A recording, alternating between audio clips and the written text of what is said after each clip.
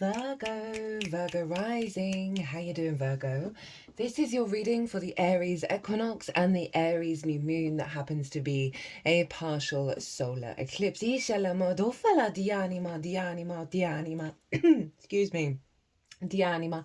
There's obviously some throat chakra clearing that needed to happen there. I mean, Mercury's retrograde in the sign of Aries with all this Aries energy, so not surprising. And you are ruled by Mercury. Hello and welcome.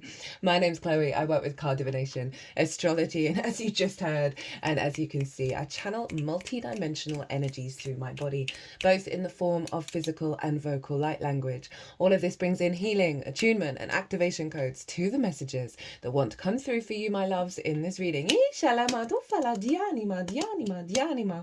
read for the rising signs. So for those of you who do not have Virgo in the first house in your natal chart, look to the house it does fall in. Look to the themes of that house, and you want to apply those themes along with all the other meaning you've got going on in the sign of Virgo to the messages that come through, because it will be as if that Virgo energy has now energetically moved to the first house. So the astrology for the rising sign will always still link in. You've just got to add on your own natal chart meaning on top of it. For example, I've got Virgo in the second house, so I'd apply the themes of the second, and my sun is there, so I'd apply all of that to what comes through in this reading. As always, take what resonates, leave what doesn't. So there's a collective reading. That's always the first reading that goes out, and I've broken down in that reading the spring equinox astrology, pulled some collective tarot for it, channeled messages, go into the spring equinox energy itself.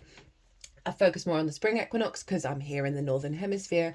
And I also did that for the eclipse. Some big channeling came through in a way that has never happened before on this channel, so that was kind of wild. So if you want a sort of a deeper understanding of the intention of both of these energies, pause this video, go watch the collective, and then come back to see how all of that is then incorporated with what's going on for you, Virgo.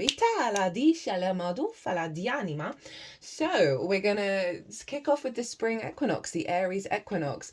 And this is one of the pivot points of the year. It's equal day, equal night. And here in the northern hemisphere, this is when the day team takes over, when the day starts getting longer, right? The sun is in charge at the moment. The outward yang, 11:11 on the clock as I say that, the outward yang manifestation of it all, right? The fertility energy, the creation energy, the manifestation. We're building outwardly to expand. The vitality of having more energy in the day, doing all the things. And every year for you, my lovely Virgos, this happens in your 8th house. This is the house of the outside world's resources and your interaction with it. It's the exchange between you and anything other than yourself. So some of the themes of the 8th are quite literal in terms of like mortgages, loans, taxes, debt that you owe, debt that's owed to you, as well as chunks of resources such as bonuses or commissions or inheritance, both 3D or cosmic inheritance.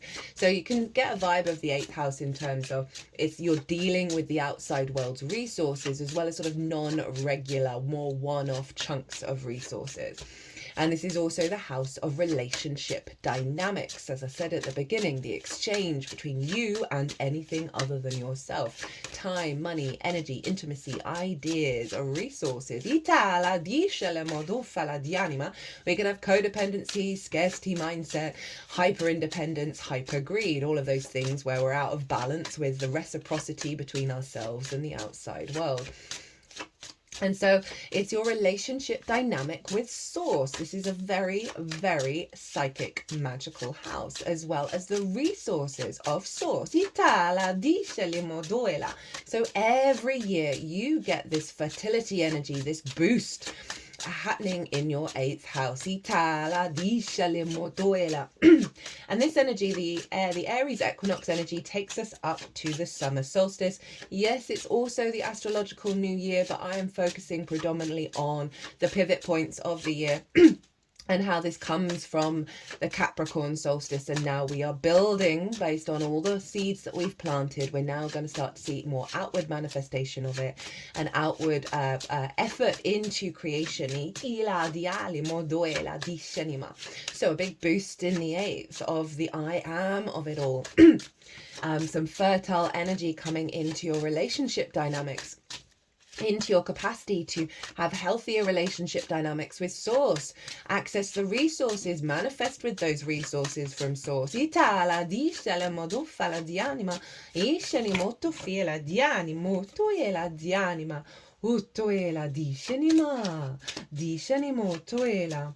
And one of the main focal points I'm bringing in with this Aries equinox is the fact that the moon was in Sagittarius, trining the sun at the exact moment that the sun moved into Aries. So we've got big fire vibes showing up for this energy. And I love this trine between the sun and the moon, because it means we're in alignment with the two luminaries, our conscious and our unconscious realms. They're facilitating each other, they're supporting each other, they're integrating their needs, their desires and wants with one another and elevating that. And you've got Sagittarius in your fourth house of your roots and your foundations, your ancestors, both blood and soul lineage, as well as your parental figures, the roof over your head, and the things you do in private. So we get a lot of trauma in the fourth. The ancestors bring wisdom and they bring wounds, and the wounds are often turn into wisdom and vice versa. Also the parental figures. We pick up our love languages from those around us in our early years, and we take that out on the road. It may take us a little while to figure that out and realize, okay, well, who am I? Who am I actually really? And all this Aries energy is really recalibrating us back to the truth of the I am, our soul frequency, our soul autonomy. So the moon, which represents our emotional body, our intuition, whether our needs are being met or not, is really dredging stuff up from the fourth in regards to your relationship with the outside world. And this also can come from, say, you grew up without many resources, right? And so even though you're like, you know, confident and feeling high vibe, there can be a root energy deep within you that is still in a space of scarcity, and it can go vice versa as well. So that moon, is really helping transmute all of that, and so you have a clearer vision, an illumination of what the truth of your relationships really are, right, and how you really want to show up with that in terms of the reciprocity. And that moon is clearing out any blocks in the forth that have stopped you from truly embodying that, as well as bringing a lot of wisdom from the ancestors, a lot of intuitive inspiration while you're at home, and with them working and getting the vision and the ideas and co-creating with source and facilitating that sort of explosion of intuitive guidance, of inspiration that you're getting at home, to recalibrate back to how you really want to operate in terms of reciprocity. Okay,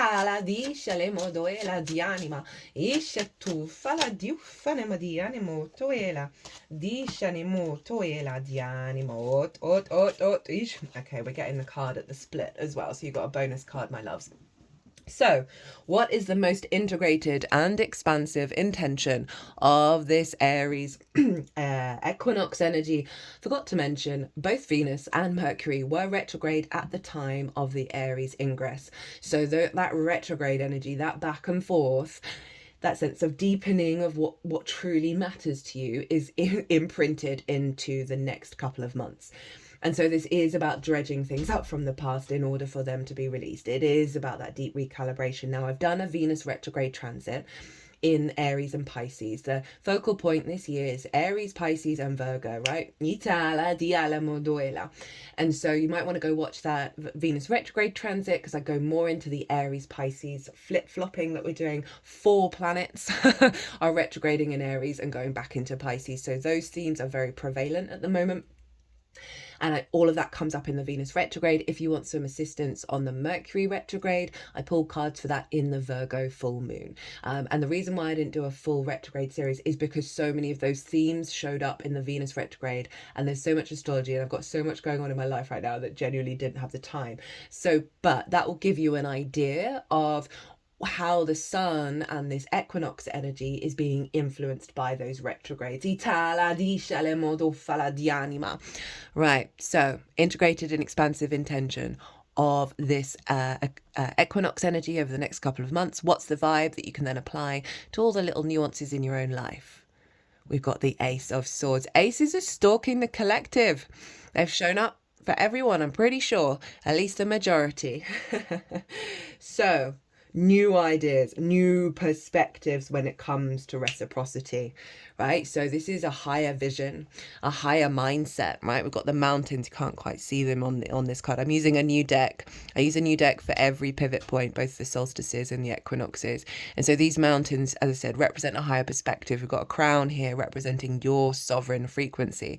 So the universe is really clamoring of focus on the new vibration that you are working with, the new reality that is here, that is loud, and trust that this new perspective is coming into an alignment that serves your higher soul frequency. So if you lead into hyper independence or hyper codependency or scarcity or all of that, this is being sifted out, right? The old stuff. And fresh new energy is coming in of how you engage. It's also swords, so it's communication, it's ideas. So think of source being in the eighth and your relationship and the resources from source. This is you getting a lot of inspiration from source, a lot of resources, a lot of bright ideas, a lot of really like what I'm just feeling is very high vibrational energy coming in that's being embedded in the way that you understand reality and how you work with it.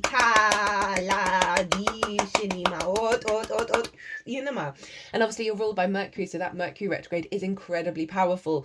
Mercury is obviously linked into the mind, so that's doubled down for you even more, my loves.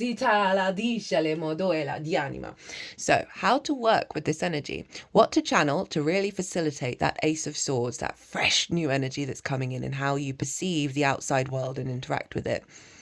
10 of Pentacles. Okay, I'm here for this. Focus on the long term. Focus on the legacy, not the, Aries can be very combative. It can be very quick to that sort of more conflict orientating energy of Mars, right? I've definitely been feeling more rage ever since the sun has gone into Aries, but I know this is all clearing out for the eclipse that I'm going to do over here. So this is saying, hey, allow that Aries kick-off energy to come through. Don't take it too seriously. Let it then settle and, figure out what's worth you holding on to in that regard for the long term, right? So say you're aware of certain perspectives, of expectations of how the outside world is coming towards you. You got to figure out, is that what I want? Even if it's happened in the past, is that what I want for my future? So there's a real orientation here of the longer term energy around you and how you want to interact with the world.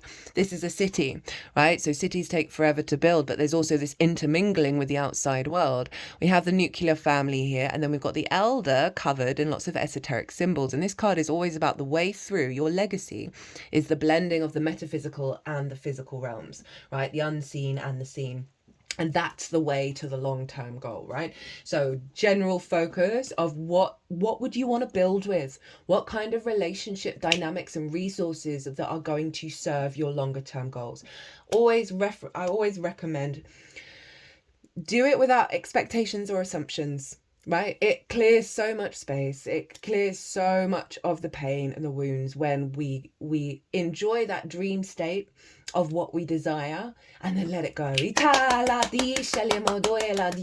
Right, so at the split and at the bottom, this was at the split and this was at the bottom. So we got Aries and the sun. This is about you connecting to your sovereign power, right? Your vitality, your illumination, right? The big yes energy that's so incredibly powerful for you, Virgo.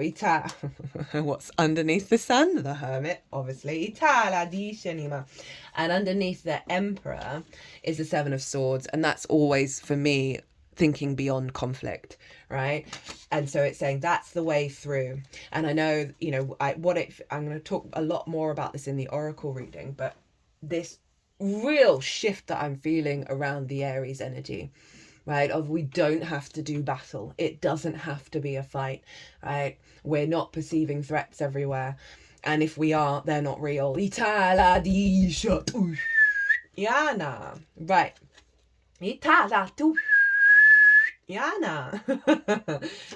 So this eclipse, a lot of the astrology is the same with the equinox. We've got a little switcheroo though, because Venus will have moved into Pisces by now, and Mercury's at 0 degrees of Aries. After the eclipse is exact, Mercury's going to move into Pisces, and Neptune the next day is moving into Aries. They're ships that pass in the night with this one, and just flagging that up there to be aware that will still be an eclipse energy when Neptune moves, but it's not at the exact moment, so it's not fully embedded. We've still got that beautiful Neptune in Pisces energy, so loud right now. I am here for it, both dissolving of reality and bringing that magical reality very firmly into our lives. So I really like that that's embedded into the eclipse. But I just want to let you know there's a shift the next day, so you want to keep an eye out for what's going on around that time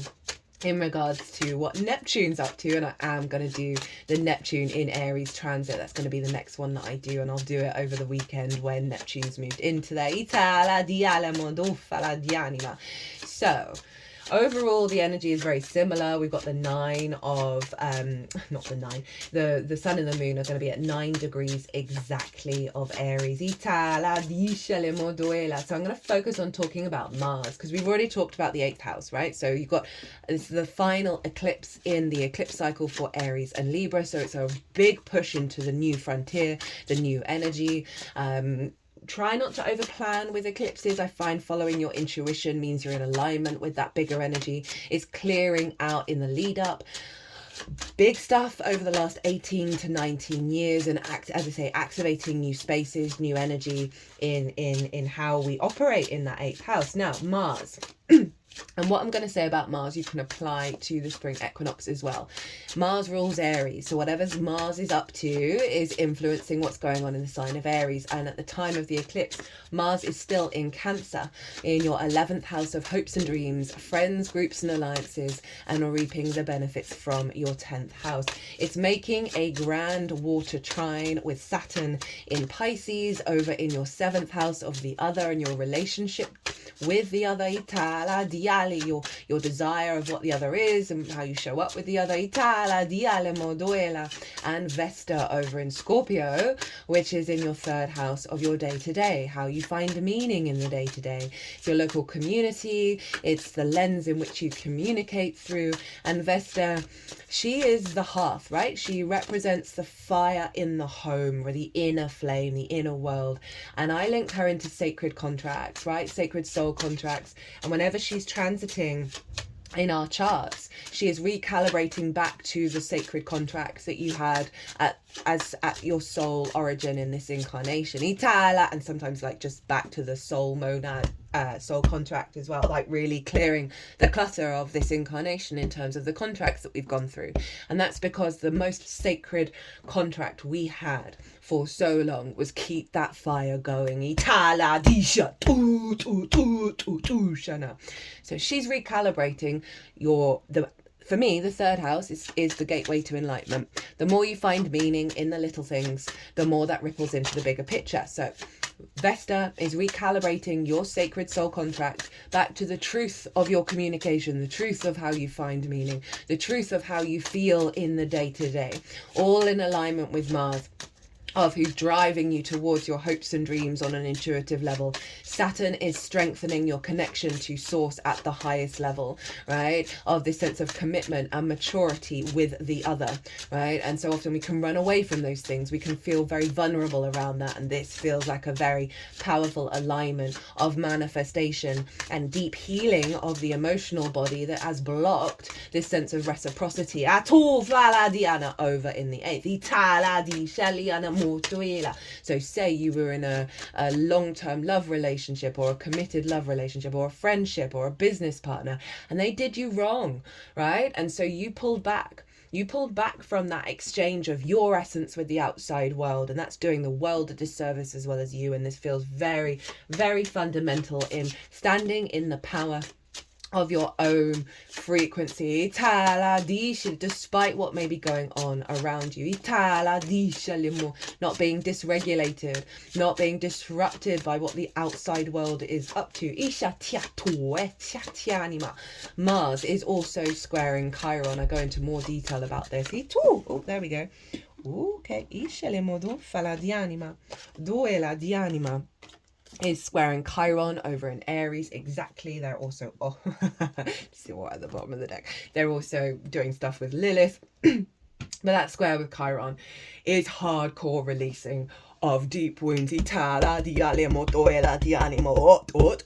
are no longer going to influence your motivation, your drive, and your action. Right, okay, that was pretty powerful. Let's see, what is the most integrated and expansive intention of this eclipse for you, my loves? And this is going to unfold over the next 6 months up until the Aries full moon in Libra season. We've got the Six of Pentacles. Now, this is really fascinating because for a long time, whenever I was doing 8th house transits, the Five of Pentacles would show up, right? That scarcity complex, that fear mindset of run down, exhausted, not getting the help that you need, so disconnected. And like that, it really represents a deep wound that we have with the 8th. So we don't have that. What we have is the Six of Pentacles, which is taking us out of that space, rebalancing ourselves, being open to receive, things coming towards you, you no longer being in a state of retraction and closed off energy. This feels like very open to the experience of life because there's a stronger energy within you that is holding that scales within yourself, right? It's not that you're clawing at it or in pain over that which you did not have. And through that process of your inner equilibrium, the outside world is matching it. They just put my hands over the head and sort of shaking out the old eat, and bringing in some code to really help facilitate this. Right, speaking of facilitation, what to channel to embody this, right? To really help facilitate that Six of Pentacles. We have the Seven of Cups. This is the fantasy outside of the scarcity.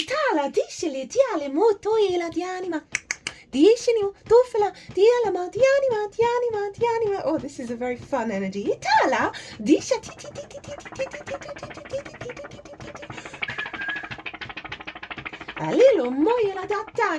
This is also you receiving a hell of a lot more from source as well, timed with this, of all the downloads, all being really open to the whispers, to the shouts, to the synchronicities, to the signs that you're getting from source, the heightened connection with your relationship there. But this is the dream state. This is opening yourself up to possibilities beyond. It follows the Six, which is making peace with the past, and through that liberation we're then able to engage in new possibilities, new timelines, new emotional experiences. It's also my channeling card. For some of you, this may be like create more space to bring source in, as well as allow yourself to dream. Allow yourself to dream, again, without expectations or assumptions. Focus on the possibilities rather than the restrictions.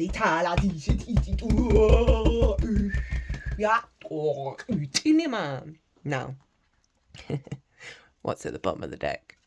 What's at the root energy of the intention? Diala dishala madofala dianima otoela dianima dianima dianima dianima dianima dianima dianima dianima dianima dianama nishalama utishana. They like this card. I like this card. I like this card for you, Virgo, because this is the outward expression of your inner alignment. Right, this is when we get right with ourselves, we then start seeing it show up in the outside world, right? The rainbow of it all, of like the inner world being reflected by the outer world.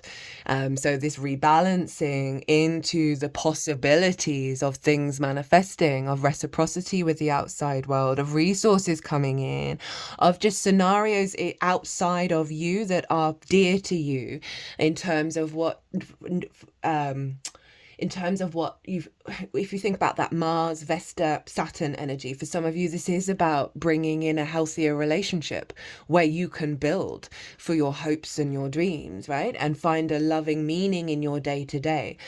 And that can be your relationship with source, that can be a business partner, more clients come in, healthy friendship. Doesn't just have to be romantic, but there's a real sense around the openness to receive and give and seeing that show up. And you know, this is the dream state coming true. Itala discele madoela di anima, ottoela di anima, ottoela di anima, tuffala di anima. Dosha, temperance underneath that. So doubling down on what's showing up here in terms of the healing work that you're doing with the spring equinox energy. This is bouncing off the top of Itala disha cha cha cha cha. Okay, they're sort of moving my body as if I was jumping up and down. Isha ti ti ti ti ti ti ti. Okay, let's get these oracle cards. Itala diale moyela. Isha nima Virgo. Allow yourself to dream. Diala mara di shana maro shaniana mao jana. Di shana maya too many. Dishana, itufana di anima. I've got a new deck which I've bought specifically for all this Aries stuff. Remember, 4 planets. Aries back into Pisces. Relationship dynamics with the commitment of the other. Itala dishani motoela. Powerful stuff. This is a focal point, as I said, as well as the Virgo South Node. Oh, tell me, Virgo, what's going on with you with that South Node? As a Virgo sun, I thought it would be a bit of a danger zone. The South Node can be difficult, but I am so grateful for this transit. It is releasing so much of the clutter in Virgo and simply allowing it to facilitate at the highest level in the 3D, this magical reality. I am down for it. Ita la disha le moto e la di anima. Utu fana di shinima. Ishatya nima. Not that there's not been struggles. At the moment, I am currently in a phase of not trusting what's showing up. I'm getting better at it. I was feeling really confident with the magical reality, and then I was just being, and you know, I'm just using this as an example. I'm not trying to big up my own ego, but I've been getting praise in a lot of different environments, in lots of different situations. And the Virgo perfectionism in me is doubting all of it, because the intensity of which this is being released, so it's coming to the surface of my brain is fine. Anytime somebody's saying something positive or something good about who I am and what I'm doing, my brain, my Virgo sun, will try its fucking damnedest to find something where I haven't been perfect and then pull me into the pit of not believing, not trusting in the praise, because I'm like, but can't they see that I didn't do this to 100% perfection over here? Therefore they are foolish and I cannot take them seriously. And I just have to laugh. I just have to laugh at the extreme release that's going on with that Virgo South Node.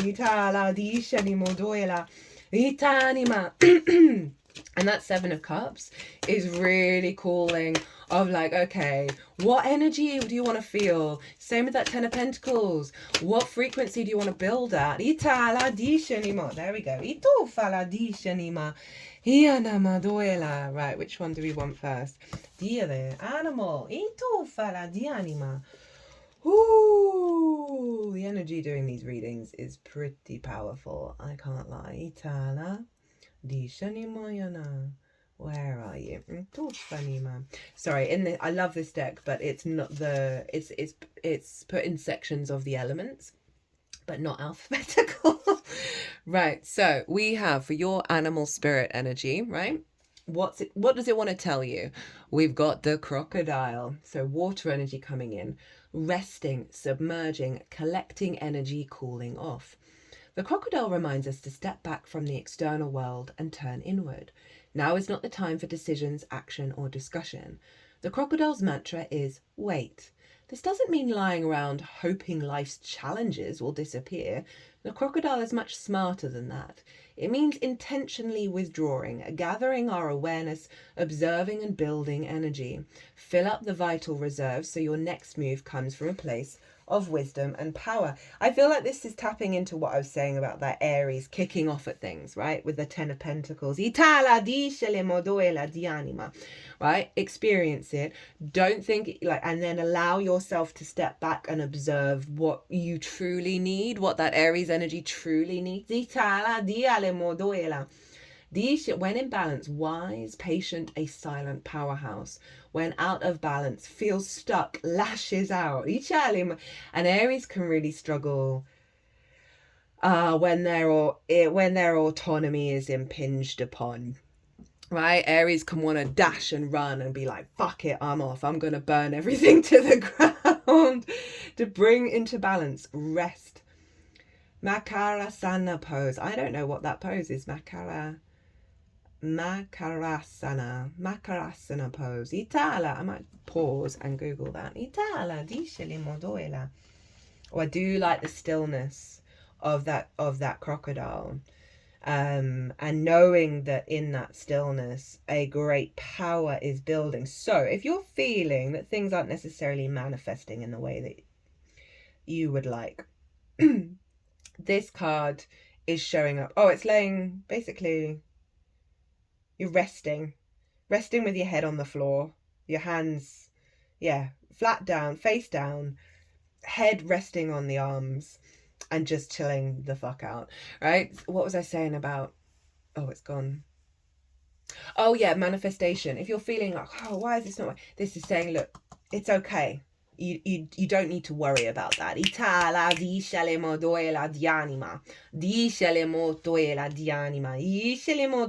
Interesting. So next up is from the Heroes Journey Dream Oracle, which I opened it on the right page. That's always a lovely sign. So what hero's journey are you on? 16, you're in great company, pull back to propel forward. So very similar to that crocodile. I love it. Breathing in, I see all my ancestors in me. My mineral ancestors, plant ancestors, mammal ancestors, and human ancestors. My ancestors are always present, alive in every cell of my body, and I play a part in their immortality. Thich Nhat Hanh, I'm probably butchering that, is a quote. I'm guessing that's a monk of some kind of the Buddhist variety, but I could be wrong on that one. Those who have made the biggest impact on the planet, in addition to feeling extremely passionate, felt resistance too. Martin Luther King, Abraham Lincoln, Harriet Tubman, Joan of Arc, and Maria Curie are but a few. Every hero and she-hero in history has moments of self-doubt, even paralyzing fear, before doing the courageous act that became their legacy. They felt the fear but did what they were called to do anyway. For this reason, you need not be detoured when you bump against uncertainty. And this is all the retrograde energy, right? Of really, really, we're being tested to trust in the process. And that it's all in alignment. In fact, doubt helps to chisel the ego out of the way, which is key to accomplishing a mission of merit and becoming a channel of grace a higher purpose can move through. Whoa, I like that. Know that you are in great company, and when you are ready, you'll get up and go, like the great ones who came before you, upon whose shoulders you now stand. Dream symbol, party. Dreams of a party are a celebration, integration, and or an affirmation that you are on track. This dream may also be giving you the message that there is strength in numbers and you are never alone. And I feel like this is your support team coming in from the 8th, right? Source, your guides, all gathering around you as you recalibrate. Consider the way you feel at your dream party. If you are uncomfortable, it reflects dissidence and that self-love is needed to entwine the many aspects of yourself. If you feel that you fit in and it's a jovial experience, then you are in harmony with yourself. Mantra, like the heroes before me, I feel the doubt and follow through anyway. And that's the true courage of Aries, right? Overall with this, I'm getting that you are supported. The energy that you're working with within yourself is very powerful, and because of that it can bring up a lot of the shadow work. I feel like the multi-dimensional external world is very much surrounding you, giving you the strength to be in your power, right, to help work through this deep wound over here. That eclipse is helping activate this sense of no longer being in scarcity, no longer feeling isolated, no longer feeling alone. And again, that ancestral energy in the quote of the moon being in Sagittarius at the spring equinox is, it feels like the power of your foundations is getting so much stronger that the dysregulation you may feel about embodying yourself out in the world is through this surrender, through this pulling back, is strength. You're not getting dysregulated in the same way, because through this pullback you are stepping there's just a solidity in your own energy. And you're not having to do all the things, Virgo, right? Virgo can want to do all the things, and it's not that you're not capable of it, but it's the mindset behind it of that Five of Pentacles, of not getting the support, and therefore I have to do all the things. It's a different vibe. What's at the bottom of the deck? Dream sanctuary. Attend to the simple things. Attend to the dream, the softening, the imagination. Not the old patterns. These are both dream energy, like focusing on that. Well, my loves, I'm going to leave it there. I hope you enjoyed this reading. I hope it resonated. It's always an honor and a privilege to do this, to read for you. So thank you for holding space for this. Virgo. Be good to yourselves. Be good to those around you. Safe travels. Oh, this is the South Node, by the way, as well, in your sign of self. You are in one of the most profound transits, that you are dissolving and releasing and letting go of so much of what you think is you, right? And so much of how that's then affected how you move through the world, move out in the world, how you exchange yourself with the outside world. Because you've got to remember, this is an eclipse, so it is inherently tied into the nodes. And you've got the South Node in your sign, as well as that North Node in Pisces, that's pushing you into new territory around confidence and commitment. Right, okay, Virgo. Be good to yourselves, be good to those around you. Safe travels and be well until we meet again.